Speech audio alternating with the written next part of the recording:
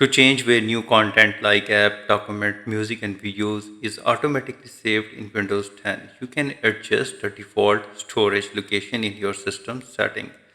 This is particularly useful if your primary drive is getting full and you want to utilize a secondary hard drive. So you need to follow the steps to change default save location. For this, you need to right click on the window and click on the display settings and then navigate to the storage and scroll down.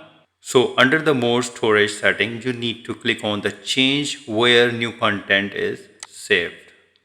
So here you will see a list of different categories like new apps, new documents, new music, new photos, movies, etc. Now click the drop down menu for each category and select your preferred hard drive and click apply like this one.